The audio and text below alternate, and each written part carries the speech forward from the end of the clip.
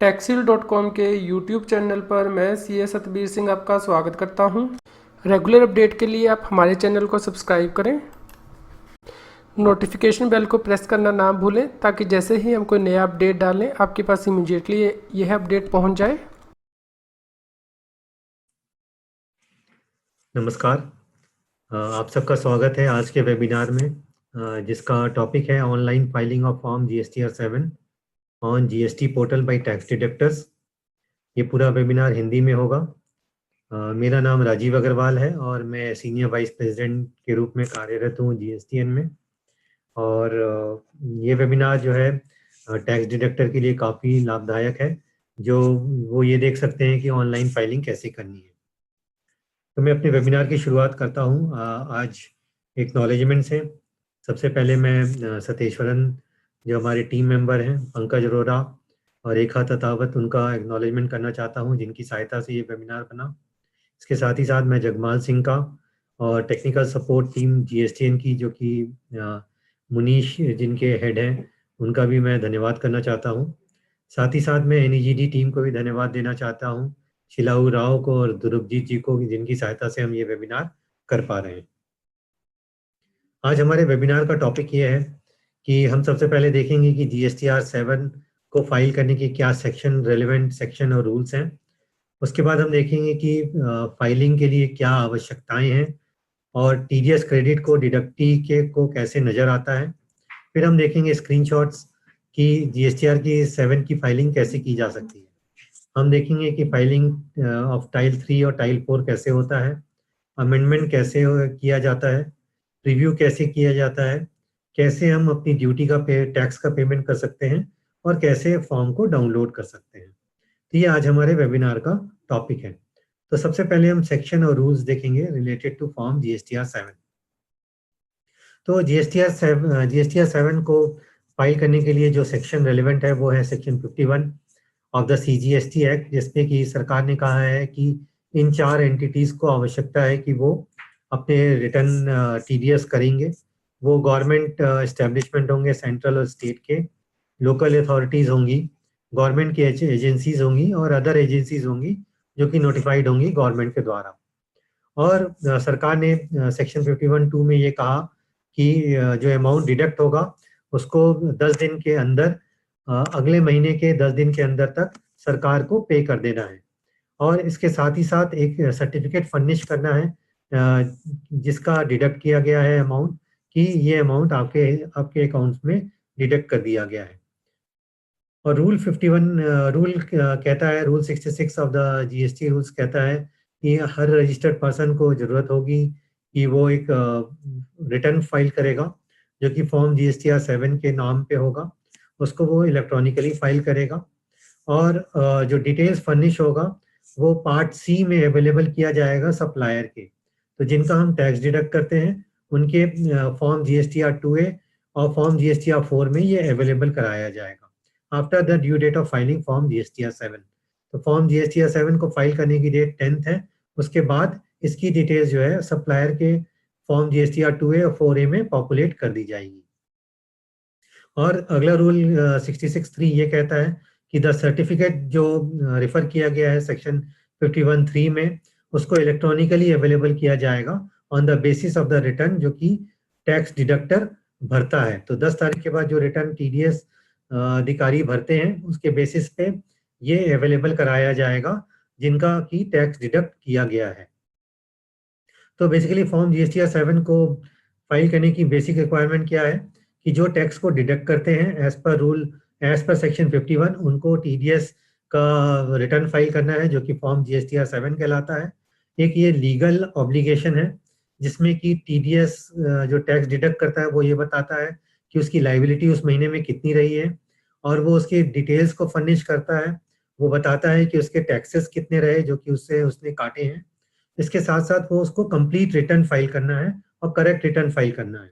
उसके बेसिस पे TDS credit जो है वो अवेलेबल कराया जाएगा सप्लायर को और उसके ऊपर वो एक्शन लेगा जिसके बारे में हम बाद में देखेंगे।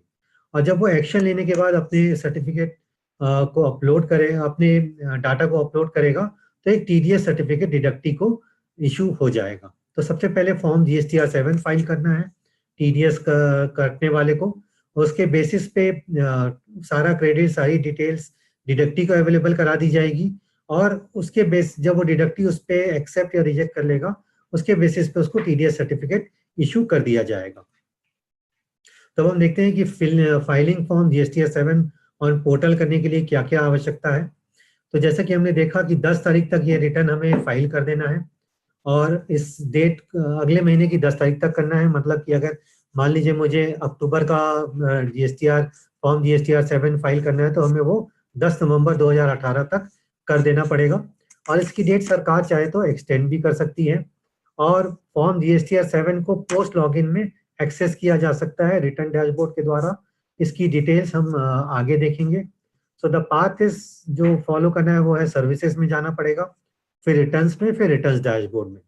उसकी कुछ डिटेल्स जो है फॉर्म सेक्शन 3 और सेक्शन 4 की, उसको ऑफलाइन मोड के बारे में भी, ऑफलाइन मोड के द्वारा भी किया जा सकता है, जिसके बारे में हम करंट वेबिनार में चर्चा नहीं करेंगे, बल्कि इसकी चर्चा हम अगले वेबिनार में फिर कभी करेंगे। और TDS लाइबिलिटी को डिस्चार्ज करने का एक ही तरीका है कि इलेक्ट्रॉनिक कैश लेजर का इस्तेमाल किया जाए। मतलब ये है कि वो अमाउंट कैश लेजर में होना चाहिए, तभी आप अपनी लाइबिलिटी को डिस्चार्ज कर सकते हैं।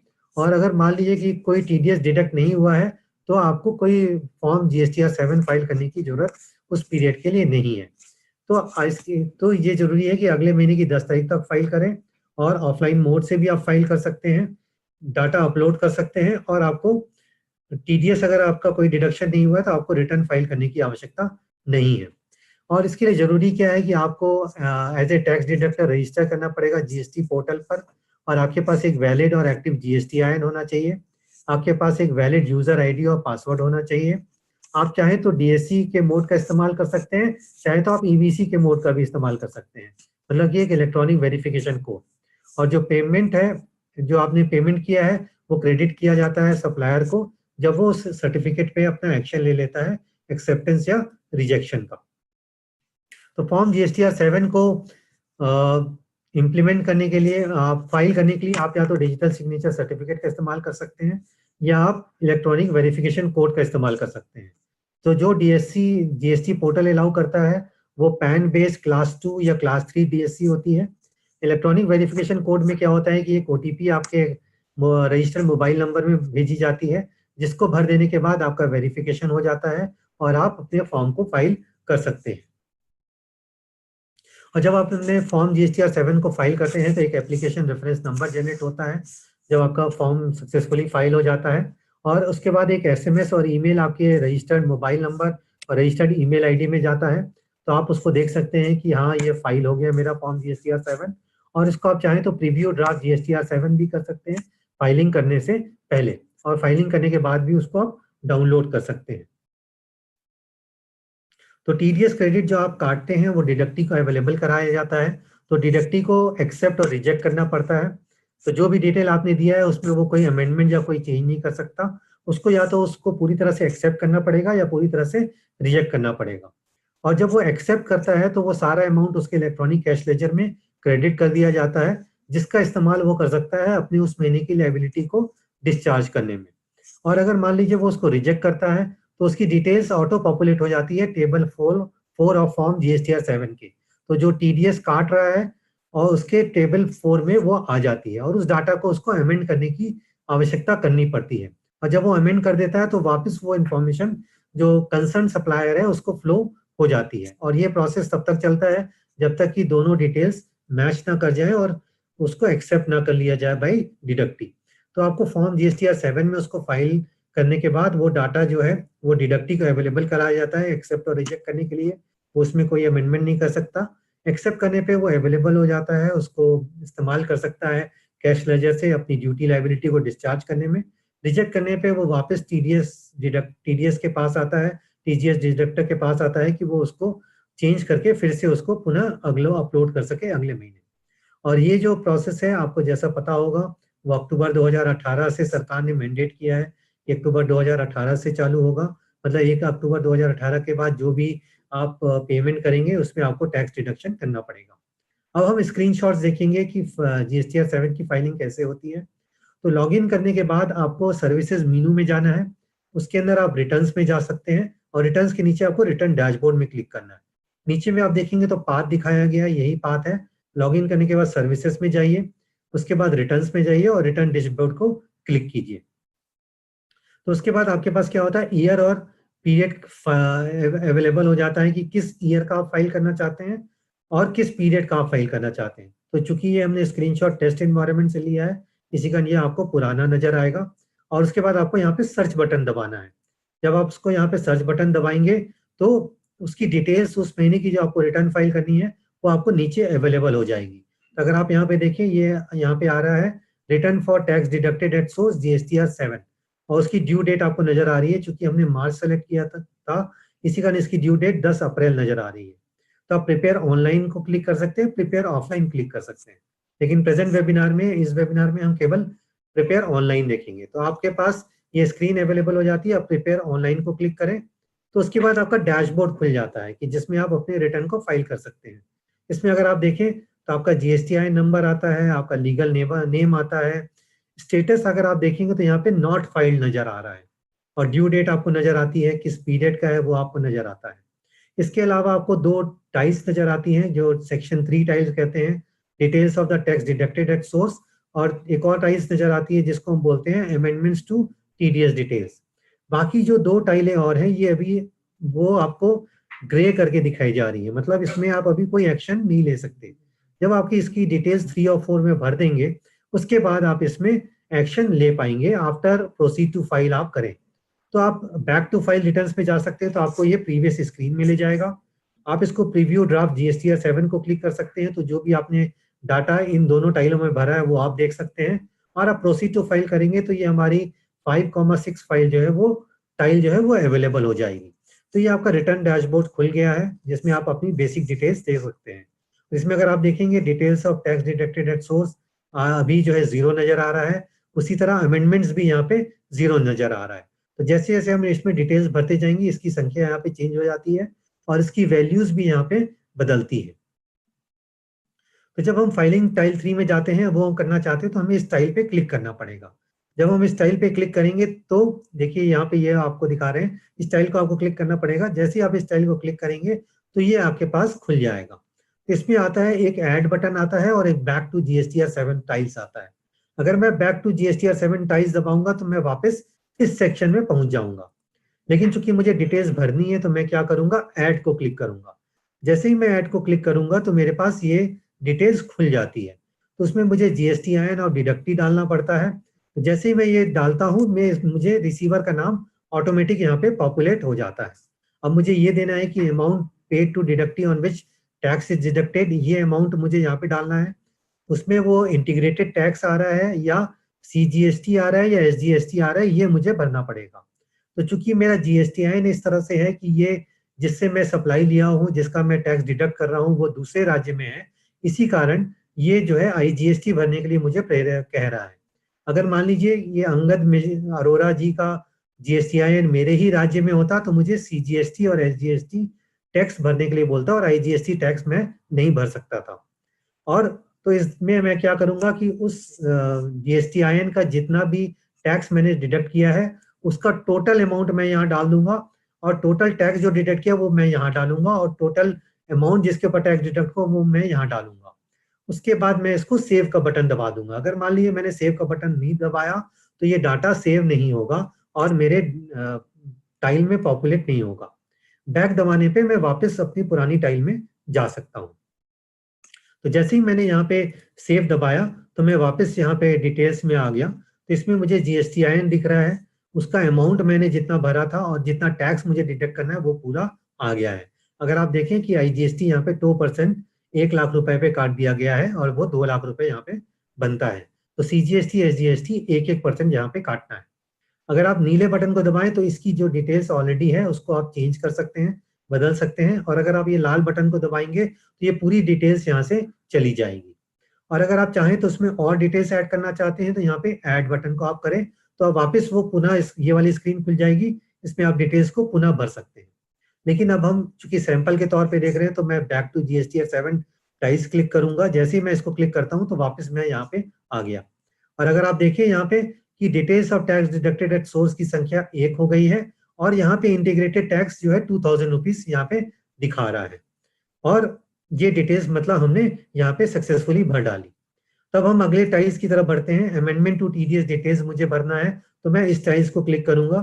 इसको क्लिक करने पे ये डिटेल्स मेरे पास आ गई। तो अब चूंकि मैं क्या कर रहा हूँ कि अमेंडमेंट कर रहा हूँ। अमेंडमेंट मैं किस टाइल्स का कर रहा हूँ, किस डिटेल्स का कर रहा हूँ, जो कि मैंने पिछले महीने पहले भरी हुई थी और उसमें मैं कुछ चेंज करना चाह रहा हूँ। तो मुझे क्या करना पड़ेगा, फाइनेंशियल ईयर सेलेक्ट करना पड़ेगा कि किस फाइनेंशियल ईयर का रिटर्न मैं चेंज करना चाह रहा हूँ, किस मंथ का रिटर्न मैं चेंज करना चाह रहा हूँ और किस जीएसटीआईएन की डिटेल्स में चेंज करना चाह रहा हूँ। तो मुझे ये 3 डाटा यहाँ पे पहले भरना पड़ेगा और उसके बाद मुझे अमेंड टीडीएस डिटेल्स दबाना पड़ेगा। इस बटन को दबाने पे अगली स्क्रीन खुलेगी जो कि हम देखेंगे। लेकिन मान लीजिए मुझे कोई चेंज नहीं करना, तो मैं वापस यहाँ पे बैक टू जीएसटीआर 7 फाइल करने पे वापस मैं जा सकता हूँ, जो कि वापस मुझे यहाँ ले आएगा। लेकिन चूंकि मैं डिटेल्स को अमेंड करना चाहता हूँ जो कि मैंने पिछले महीने भरा था, तो मैं अमेंड टीडीएस डिटेल्स दबाऊंगा।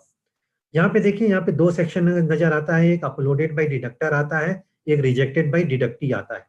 तो इसकी सिग्निफिकेंस हम बाद में देखेंगे।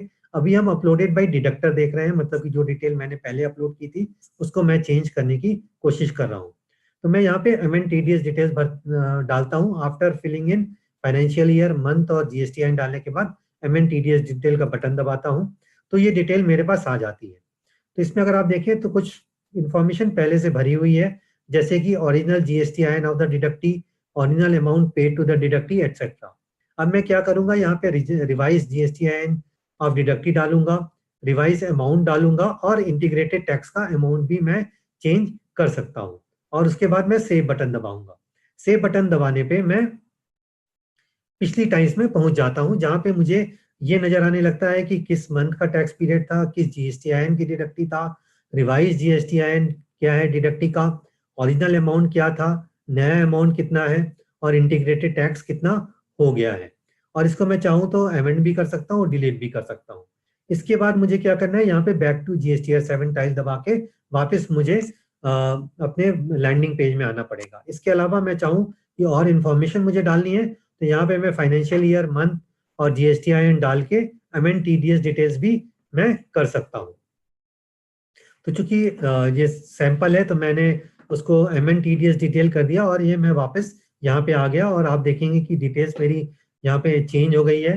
टोटल अमाउंट पे टू डिडक्टी आ गया है और इंटीग्रेटेड टैक्स भी आ गया है और एक यहाँ पे ये भी आ गया कि कितनी अमेंडमेंट हमने की है। इसके बाद हम ये देखेंगे कि टैक्स एक्शन कैसे लिया जाता है जब डिडक्टी किसी चीज को रिजेक्ट करता है। तो जैसा कि हम जानते हैं कि अगर मान लीजिए कि एक्सेप्ट कर लिया गया है, तो वो अमाउंट डिडक्टी के कैश बैलेंस में चला जाता है और कैश बैलेंस में वो इसका इस्तेमाल अपने उस करंट पीरियड की लाइबिलिटी के लिए कर सकता है। लेकिन अगर मान लीजिए कि उसने कोई डिटेल्स को रिजेक्ट कर दिया है, तो उसका अमेंडमेंट हम यहाँ पे इस टाइल्स को क्लिक करने के बाद कर सकते हैं।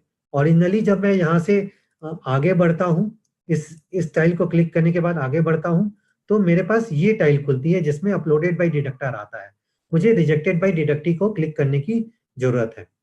उसको क्लिक करने के बाद वो जो डिटेल मेरे पास वापस फ्लो होकर आई है, वो यहाँ पे मुझे अवेलेबल हो जाती है। ये डिटेल मुझे ये दिखा रही है कि नवंबर के महीने के टैक्स पीरियड में इस जीएसटीआईएन डिडक्टी ने, जिसको मैंने जितना अमाउंट इतना पे किया था और रिवाइज अमाउंट मेरा इतना था, इसके ऊपर उसने उसको डिटेक्ट करने के लिए उसने उसको रिजेक्ट कर दिया है।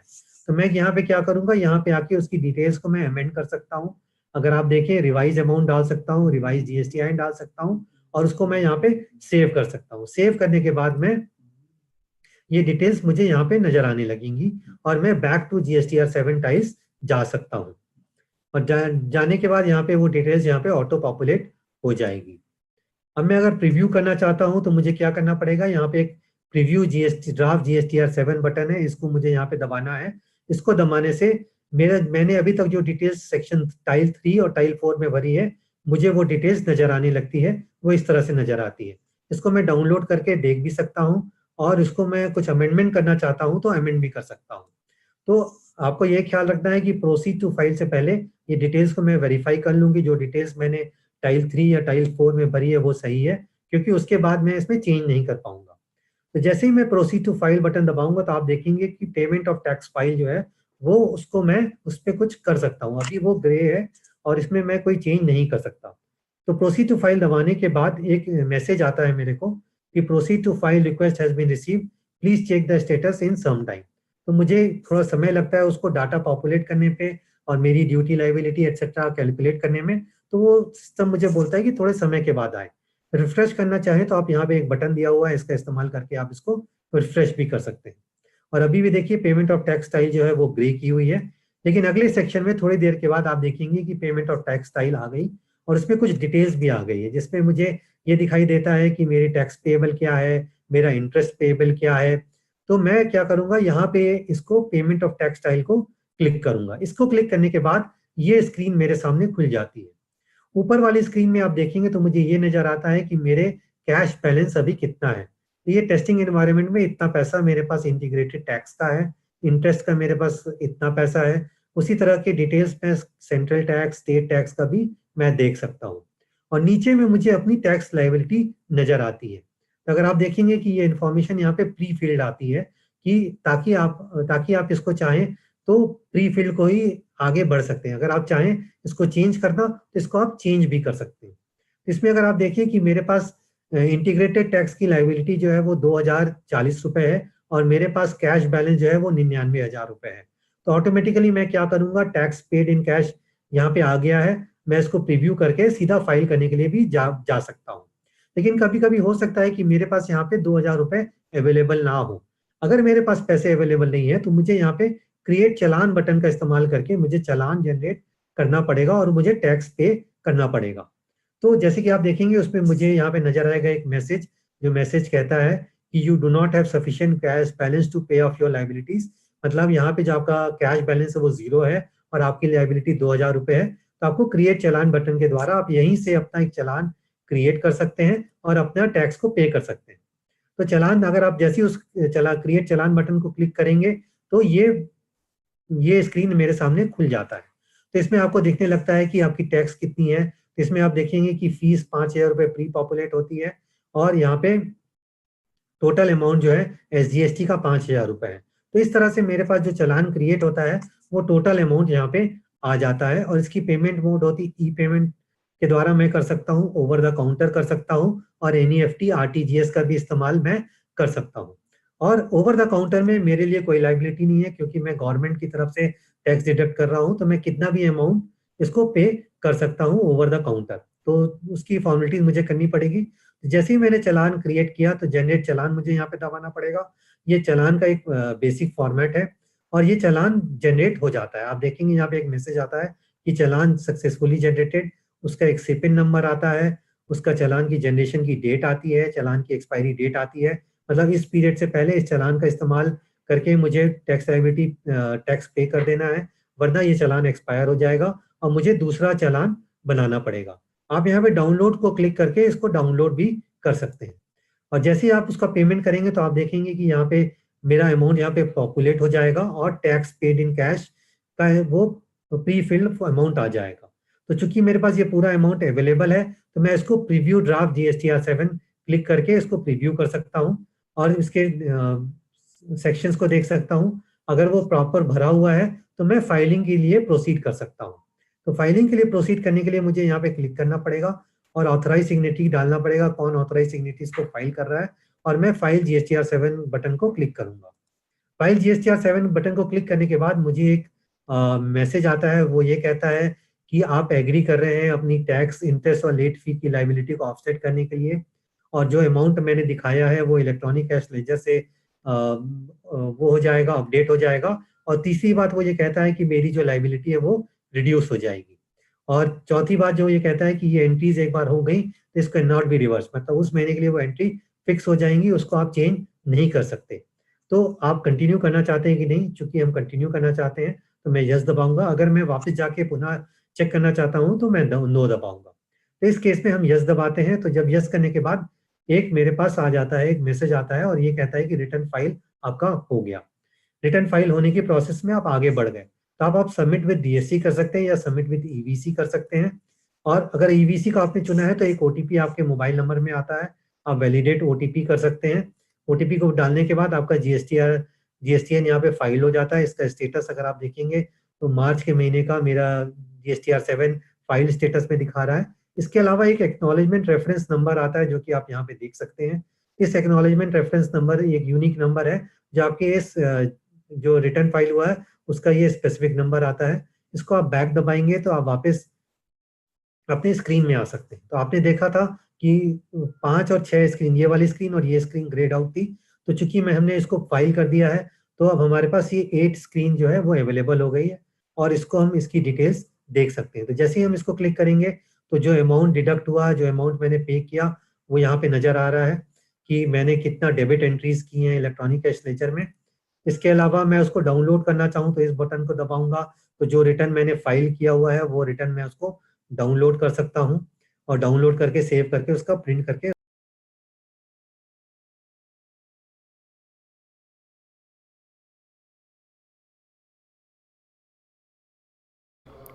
आज की जीएसटी की न्यूज़ आपको कैसी लगी इसके बारे में हमें बताएं। लाइक करें और शेयर करें। जितना अधिक आप लाइक करते हैं और शेयर करते हैं उतनी ही अधिक हमें प्रेरणा मिलती है कि हम और भी अधिक अच्छी जीएसटी की न्यूज़ आप तक पहुंचा पाएँ। यदि आप जीएसटी से रिलेटेड रेगुलर अपडेट्स अपनी ईमेल आईडी पर मंगवाना चाहते हैं तो आप हमारे न्यूज़लेटर को सब्सक्राइब कर सकते हैं, जिसका लिंक इस जीएसटी न्यूज़ की वीडियो डिस्क्रिप्शन में भी दिया गया है। यदि आप हमारी प्रीवियस जीएसटी न्यूज़ को सुनना चाहते हैं तो आप हमारे चैनल की प्लेलिस्ट को रेफर कर सकते हैं।